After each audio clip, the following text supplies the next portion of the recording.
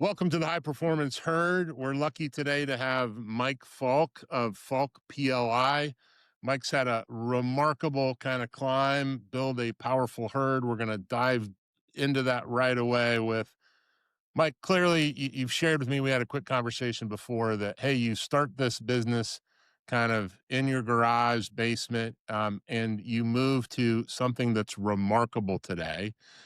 I always like to kind of go back before that, and something drew you to, I want to lead, I want to impact more than myself, I want to go build something.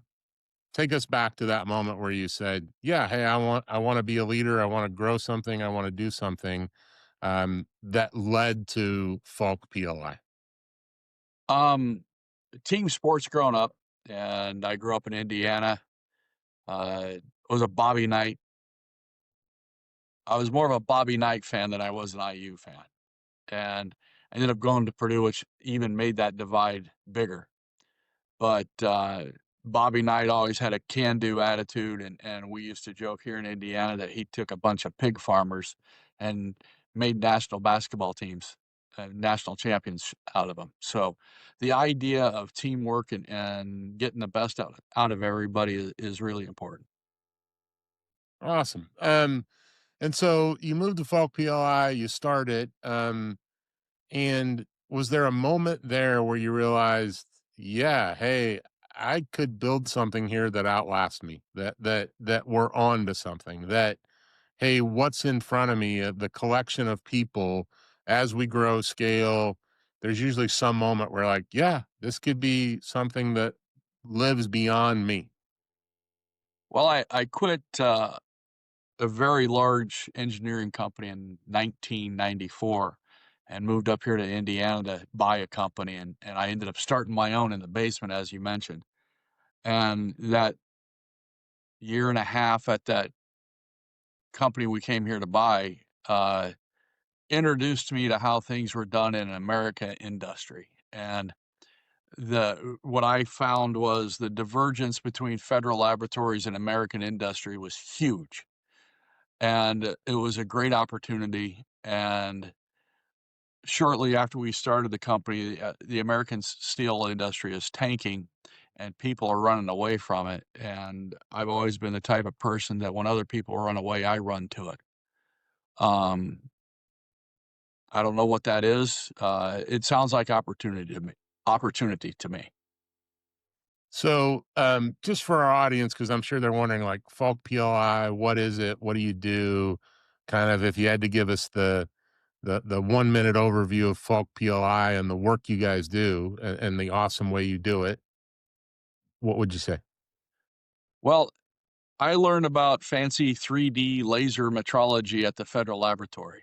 And when we came up here to Indiana and saw the way the work was done in American industry, steel mills, aluminum mills, paper mills, power plants, the whole bit, and they were using piano wires and technology that's 70 years old.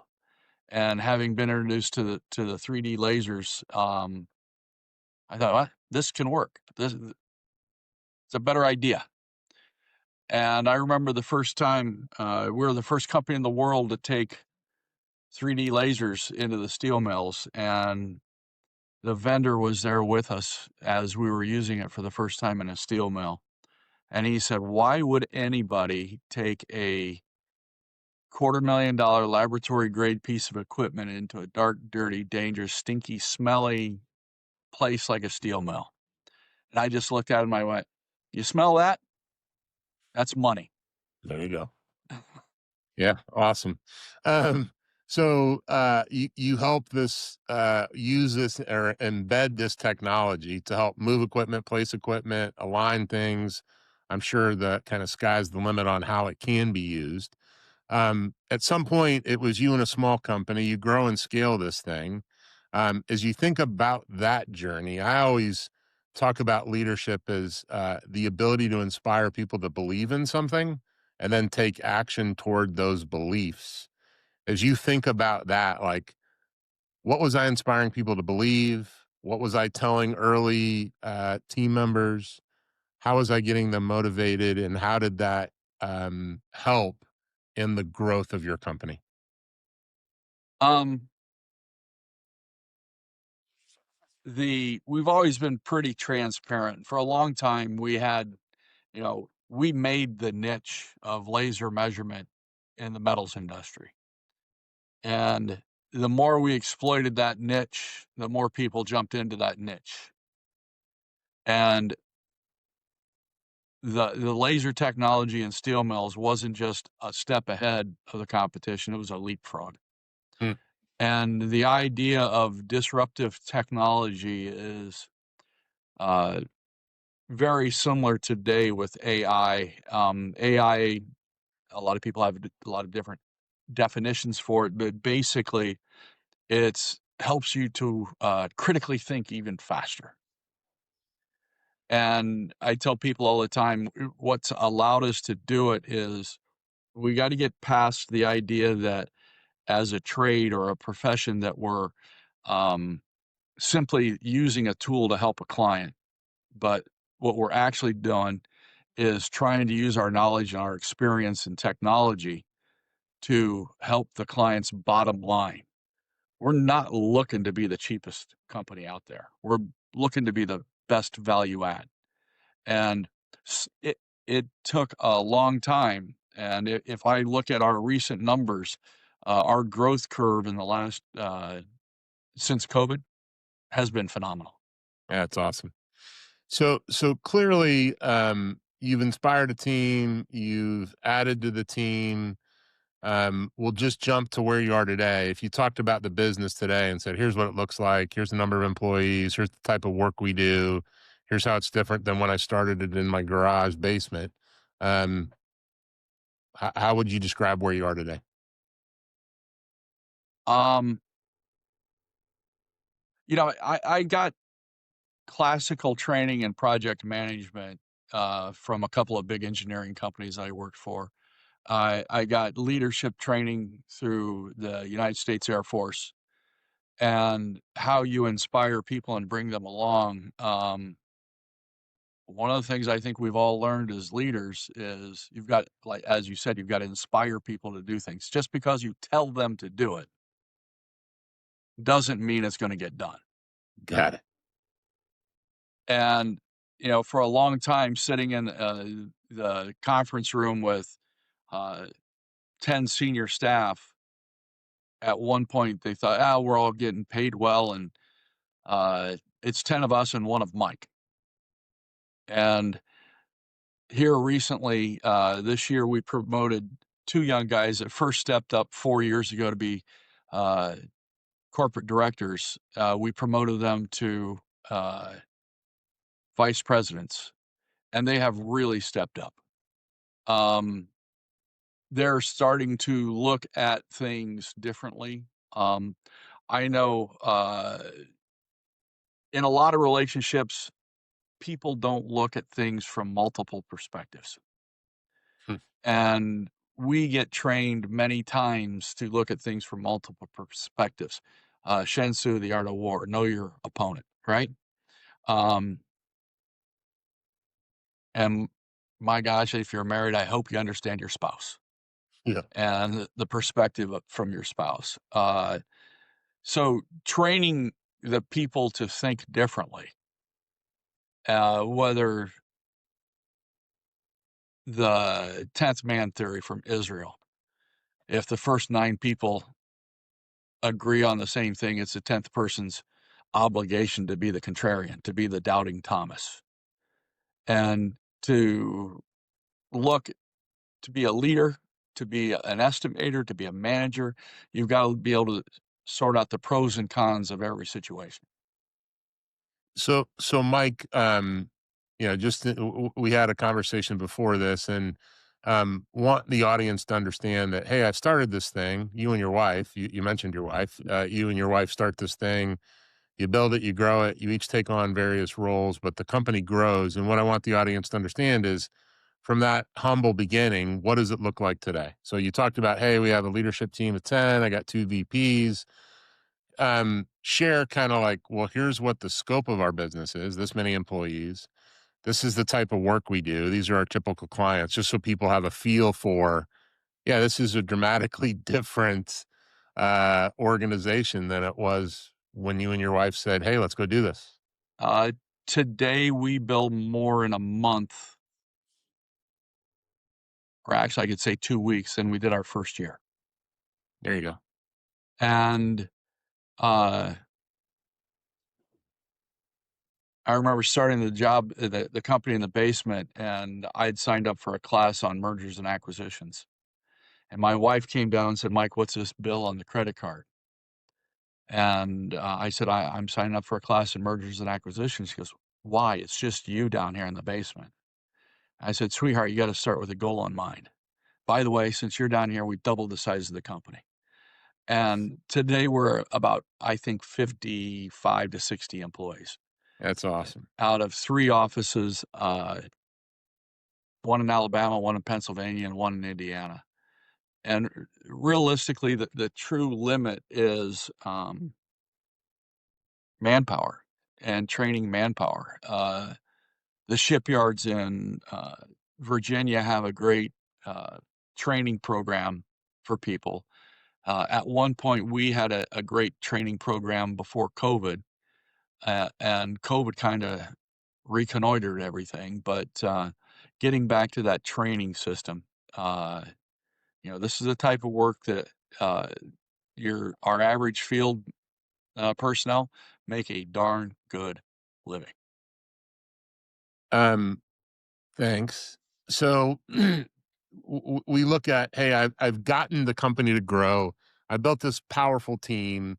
I've inspired them to believe we can be really good at what we do, that we can use technology to our advantage, that we can grow and become awesome. Um, I imagine, early days, your wife were doing everything. Somehow through scale, you're doing different things. If I said, Mike, what are you doing these days? How are you spending your time as CEO?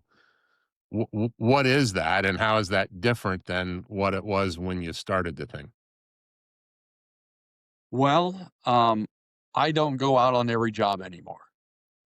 And when I started the company, if I wasn't doing the work myself, I would stop by the job to see how it was going and provide what leadership I could in an hour or so.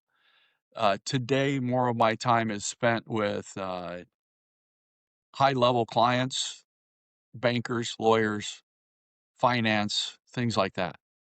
But the main thing is when you start to look at, if you talk to most engineers and you talk to them about marketing and sales, they get scared. So if you talk to them about doing a good job, taking care of the client, relationship management, that's where 90% of your work comes from. And anybody, I remember starting the company and telling the people, I said, the easiest way to do marketing is to do a bang up job for them, Yeah. and they won't go anywhere else. Yeah. And they'll It's tell e- other people. You have yeah, your, and it's way easier to keep a client than to find a client. And if you just do a good job and have their back, I mean, if you're the type of company that doesn't have initiative, that you're waiting for the client to call you or the client to tell you what to do or what they need, can you imagine going into the doctor and said, the doctor says, what should I do for you today? yeah. Doc, you're not going to like that.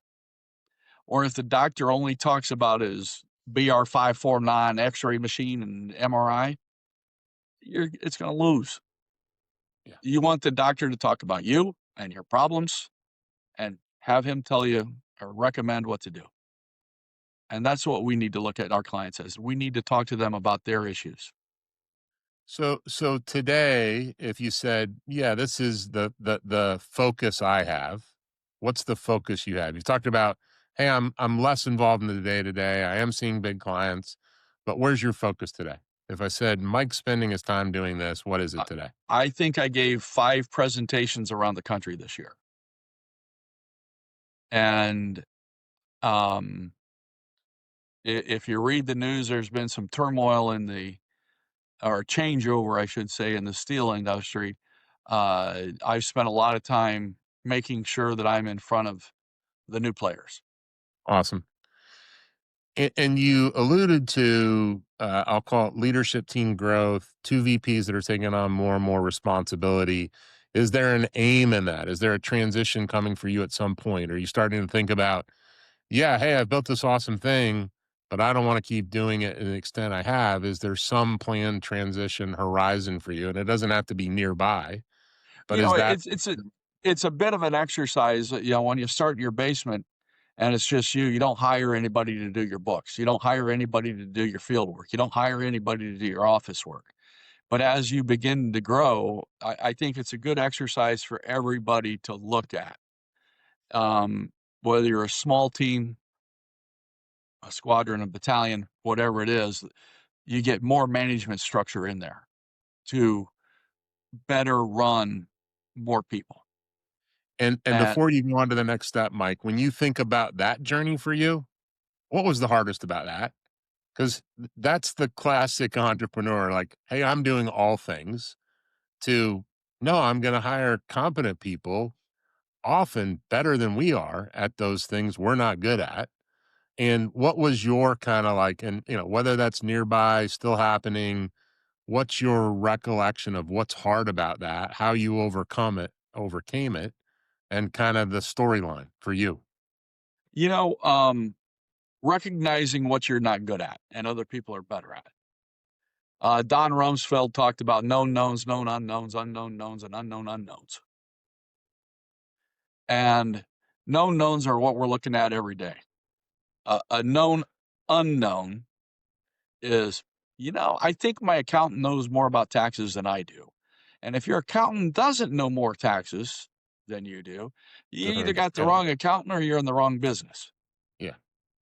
And then the thing about unknown knowns, where what you're doing could be wrong. Are you humble enough to say, I'm human? I can screw up. Because success isn't about being right all the time. It's about what you do when you're wrong. How quickly can Awesome. you adapt? So, you scale, you grow. I hear in that, hey, I was at least capable of going, yeah, I need people better than me in certain areas. You've strengthened your team. You've built a pretty good team now. You and I talked a little bit about that for a while was kind of the 10 other people and Mike, and there was a little of this. You've overcome that in some ways. What's been the key to that? Like, I have a more cohesive, high performing team today before we look at the next chapter. What about today's team is different, and how have you made it different through your leadership, Well, the composition of the easy answer and team? the answer you're not looking for is success makes it easy. Um, but eternally listening and you know, I can't imagine being a leader without having some contact with your front line, without knowing what's going on with the boots on the ground, without knowing and showing that you support them, uh, giving them not just the technical tools that people see, but the mental training to do the job that they need to do, whether it's just simple education, philosophy, whatever it is. Showing your team that you support them. Yesterday, I cooked in the office for 35 people. I'm a fairly good cook, and they enjoyed the heck out of it. And I can joke with them. They always look forward to the Thanksgiving and Christmas dinners, and I always joke with them that it's really hard for someone to say something bad about me with a mouthful of my food. So, There you go.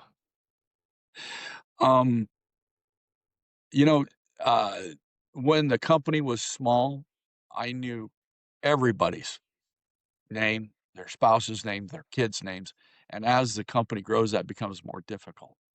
And somewhere along the line, whether I change or not, just because of the size of the company, you become the man. And when you can show your team your willingness to lead by example, that you have their back and you want them to have your back, it starts building the team effort. You know, whether I'm out there showing my concern for their family, making sure that they have the right safety equipment.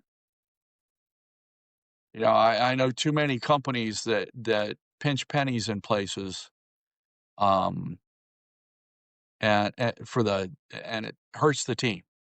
You know, one of the things that I learned in the Air Force, one really good check on how your team's performing is when there's a gala, or a ball, or a dinner, or a picnic, whatever. How do the spouses treat the boss?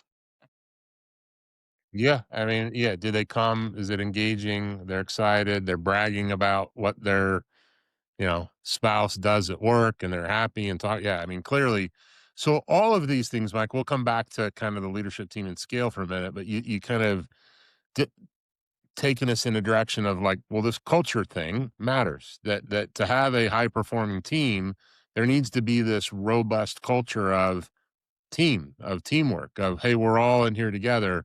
Well described in the 5 stages of leadership, that we move from stage one tribes, groups of people that are prisons and gangs, not very functional, and it's categorized by my life sucks. It moves through the stages, and you get to stage three, it's the authors are great. They go like half of the organizations on the planet are in stage three, and stage three is I'm great, you're not. And what that means is like departments will go, sales is awesome, engineering is awesome, our estimating team is awesome, but that other team's not. And stage four is this collective, we're great, usually created by the leader, an epiphany that the collection of all of us can be better than us individually. And clearly you're doing that. You're still on that journey, which is for most organizations a never ending journey. But if you had to describe the culture at Falk PLI today, you've given us some stories, but if you had to go, here is our culture, either by core values, mission, vision, implicit, explicit, how would you talk about the culture you've built and developed over time? Well, I don't wanna necessarily borrow from the Army, but be the best that you can be. Mm, Um, the that's tough from an Air Force guy.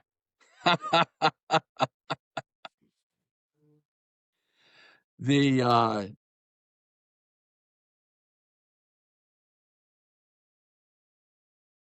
for instance, one of the things that I preach religiously, when your phone rings, answer it, and if you can't answer it, return that call before the end of the day. So, Show so, people oh, you care. sorry, Mike. Yeah. So there's a couple sides of that. There's a hey, be responsive, act in the best behalf, be the best you can be. There's what I hear in that I would talk about is there's high expectations for your organization. And clearly I've also heard there's connection. And that goes back to our word earlier where I'm inspiring better. Be the best you can be starts with, well, I believe you can. And then I'm inspiring, but I'm also holding the expectation up all the time. And clearly you've described that. Clearly your organization has moved through that. If you talk about that challenge, because this is where we get to the nuts and bolts of awesome leadership and high performing teams. I talk about it in two phases. I have to inspire to believe, but then I got to inspire to take action. And you hit it on earlier. I can't just tell them like this is what we need to do. I need to inspire them to do it to a really high standard. And if we go back to a coaching metaphor in sports, like that they're going to leave it all on the field for me. They're going to go do the most they can do because they're, in a lot of ways inspired to honor leader, but also each other. And so at Falk, what has that journey been like? How have you done it? Clearly, you've talked about things.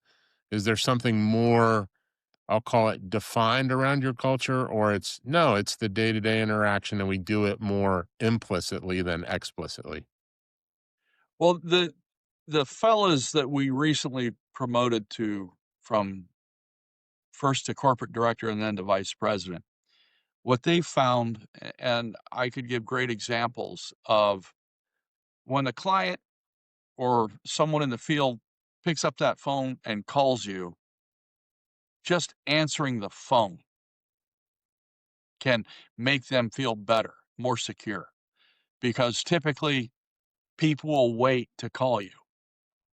And the longer you wait to take that call or return that call, the more anxious they become. And sometimes it's just talking a client or a team member through an issue that calms them down and helps them succeed at what their goals are. Mentoring is very important. And um, I couldn't be happier with our team this year. To throw another service in, I had been after my staff to give veterans a good look when we're interviewing. And we have a young man working on a job for us. He's a Marine. And I always said that anybody in the military typically doesn't sweat quite as much as non military people because they've been shot at. And there's a reason when, even in boot camp, when you're crawling under that barbed wire, they shoot live rounds over you. Um, they Veterans deal with stress typically much differently than non-veterans. Yeah. And you can push it too far and you can get going postal too. Yeah, as everything, Mike, there's how do we look at the balance, hire the best, look at those things. Um, Thanks for that. If you look at the gap between you where you are now, and so I've heard, hey, we've done a really good job, have this team. I got these two VPs that you're really happy with, best you've had there. But I know before that you talked about, yeah, and one day I want this team to take over and I start to step back. If you look at, I'll call it that gap, and whether it's a real gap or not, or like, hey, here's the organizational maturity. Here's what I need to see to feel more comfortable. Here's the development we need to live through. What's kind of between now and where you go, yeah, I'll be comfortable leaving more to this team. What's in between those two things?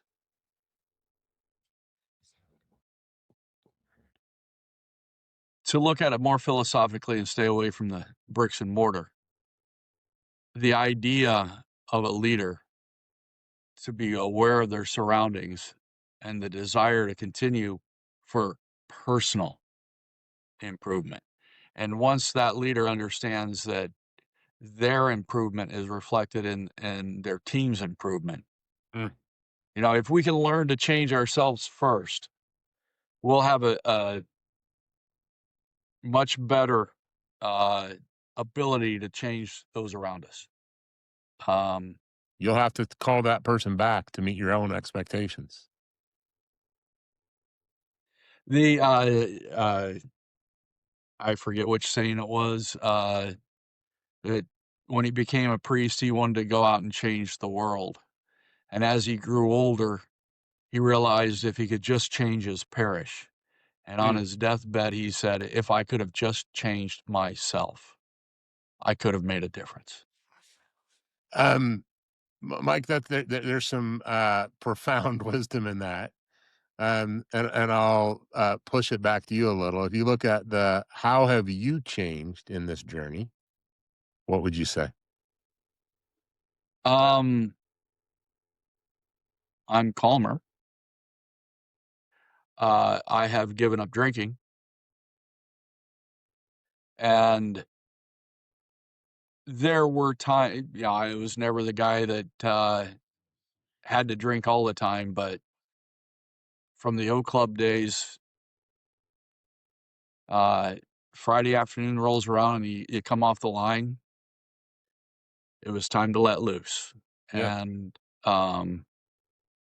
that's not always the best thing to do. Yeah. Uh, I have taken more time to make sure I ask a lot more questions and make sure those questions are not some kind of editorialized question. You know, if I wanted to be blunt, why would you do something that's stupid? Uh, or another editorial type question is, that's never worked for anybody else. Why do you think it can work? Mm. And basically, you're telling the person what your opinion is, but without listening to their answer. And if you learn to just simply ask, help me understand what's going on here. And the way you pose a question, I have learned that I cannot raise my voice in a meeting because I'm 6'4", 250, and if I want to go command voice, I can go command voice. You will not have a problem hearing me across the football field. So, temperament, I guess, is Awesome. a bigger thing. Maturity. Um, and all of those things I frame back to where I kind of started this leadership is that it sounds to me, all of those point to, I'm probably more inspirational. I'm more, how do I lead the team toward some vision, allow them to take some action on their own, in the hopes that you can go, yeah, I can step back from this thing. We've talked about that in the last call a little today. You also last time mentioned when we were talking about kind of the, hey, and we didn't talk about it here, but Northwest Indiana, and that there can be challenges in hiring, finding great people, getting them to move that area of the country. As you look forward and go search for talent, I need to supplement an already good team and make it better. I always use kind of the sports metaphor, like I'm always a farm team. I always am trying to move people to the major league. I hope they stay on our team and are major league players, and I'm able to home grow talent and awesome people, both through our work on performance and culture. As you think about that challenge in front of you, what comes to mind? Like, how do I keep finding great people? Um, I remember early on, I graduated from Purdue, and when I started recruiting people out of Purdue, I was looking for people with the same degree I had. And what I quickly realized was I needed more diversity than that. And then the next thing I realized later was that a lot of engineers don't like to talk to people. So I needed another kind of diversity also. And not just great engineers from Purdue, but there are other schools out there that have great engineers, and Purdue's got more than just one program. Mm. So when I opened my mind to the idea of what it takes to put a good team together, you don't need 11 quarterbacks on a team. There's only one ball, and how you put your team together is more important. And recognizing the strengths and weaknesses of all of the different team players and how you match them together and how you provide training and how you provide leadership is important. If you'd have sat me down at Purdue when I'm taking my sociology and psychology courses my junior and senior year and trying to work out all the different classes I need to take, and you told me that HR would be this big of an issue in engineering in my future, I said, "Oh yeah, tell me about it." Yeah. Um, but the idea to be open to other viewpoints, the idea that um, there's a lot of stuff out there you don't know. Yeah. Um, I'm sure listeners will focus on this kind of journey and scale and how do we move to a more high performing team, and that most entrepreneurs are living that all the time, that you're living it. I've lived it. It's, yeah, I got to do the things that create, I call it a powerful magnet to bring the right people here and move from I'm doing everything to I have a great team that's doing everything. And if you think about that on your own and go, man, here's the advice I would give to someone thinking about this challenge, what would it be? Um, P.T. Barnum said you can fool some of the people all the time and all the people some of the time, right? The same thing goes for sales. There's a lot of people you can sell to, and there's some people you can't. And if you look at teamwork, even if you look at the team that you have in front of you, there'll be little clusters within that team of people that group together. And understanding human dynamics has been huge. Um, and it was probably 10, 12 years ago. Somebody told me, Mike, if you ever want to sell your company, you have to give your clients the idea that your company is not Mike Falk. There's a whole team there. And when the opponent or the client starts to understand the power of the team versus one person, that's very important. Awesome. On that same vein, if you look back at the journey and go, here's the thing I'm most proud of. What is it? There's a couple things. I have been on a I have been a management trustee on a union pension fund for over 25 years. And um, I was the chairman, co-chair of one where we were the best funded pension fund in the country, 153%. Mm. And I remember a contractor in our local contractors association said, Mike, how did you get it to that level of funding? And I said, you remember those things you've been laughing at me about for the last 10 years? That's how. And we ended up merging into a much bigger fund, and it actually made it better for all the members and all the contractors. That's one very big proud thing.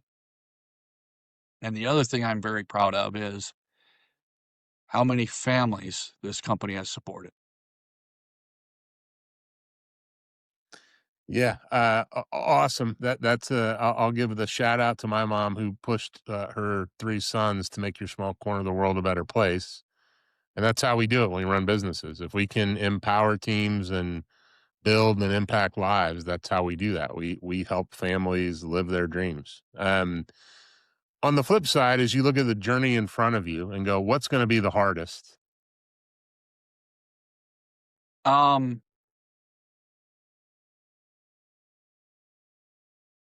what's going to be the hardest?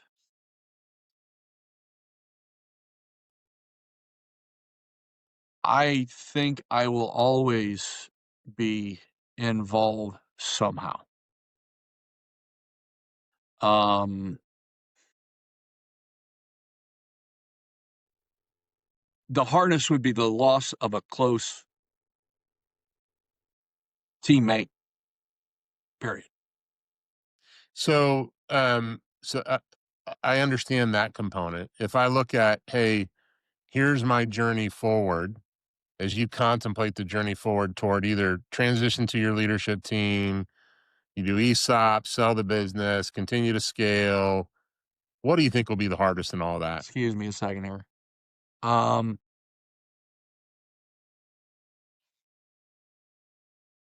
convincing my wife that it's okay for me to come home more often. Yeah. Um, we'll leave it there, Mike. From a um, here's something I want entrepreneurs to know, or some wisdom I want to share before we start to wrap up. Is there something that you're called to share where you go, yeah, I want to let other entrepreneurs know this? In 2002, after being in business 7 years, I fired our first bookkeeper. We stopped counting the theft at $503,000. Not that I recall that number or anything, but and there was another $500,000, $250,000 in unapproved client reductions, and another $250,000 in money that was never billed to the clients. And I remember in the early part, hey, I knew the controls that needed to happen to keep that from happening. I got lazy. And I would tell you to hire an accountant that understands your software system. Always have an outside accountant. 90% of the companies in the world report some kind of employee theft. And the other 10% either haven't figured it out or they're too proud to admit it. Yeah. And trust but verify, right, Ronald? Yeah. Awesome. And I'll frame, and we'll move to a wrap up and let you kind of talk about your company a little bit, so people want to find more information. But if it jumps back to the inspire to believe, we can get lazy in the aspect of, well, I also got to see that we're taking action. I got to look at metrics. I got to make sure we're still moving forward in what we thought we were moving forward in. And there's a ever present component of leadership, which is I'm there setting the expectation and also gauging how we're doing. And so, whether that's theft, whether that's just I'll call it leak in performance, whether that's culture eroding, all of those things as we get to the point where things are going really well. And you talked earlier, like, well, we can blame success. There's a component of that I got to keep my eye on the ball and focused and press forward and, continue to improve. I used to joke in my organizations, better's better. Let's figure out how we Y- do You those know, things. um, I guess one of the things you've got to be able to identify is uh, we've all seen people have different levels of want and desire. And how do you make sure that you pay attention to that? How do you know, if that horse doesn't want to go to the mountain, you're not going to get the horse to the mountain. Or I guess the saying's horse to the water, right? And but if you've got a horse that you've got to break so you can hang on to it, maybe that's the kind you want. And Yeah. the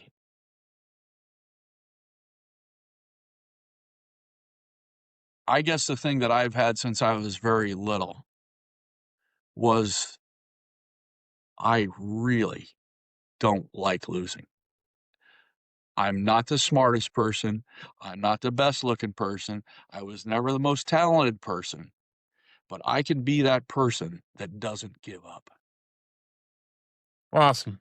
That's a great place to wrap. If people want to know more about Mike Falk, Falk PLI, follow your journey, where should they go?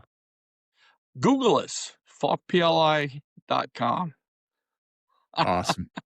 Awesome, Mike. It was a pleasure. I really appreciate your candor, sharing some of the journey and going from, hey, it's my wife and I to a pretty remarkable organization. So kudos to you, your team, the impact you're having. Thanks for being on the show. Really appreciate it. And real quick, today's December 19th, 2025 on our oldest daughter's birthday. Happy birthday, Andrea. Oh, that's awesome. Awesome. Awesome. Well, thanks, Mike.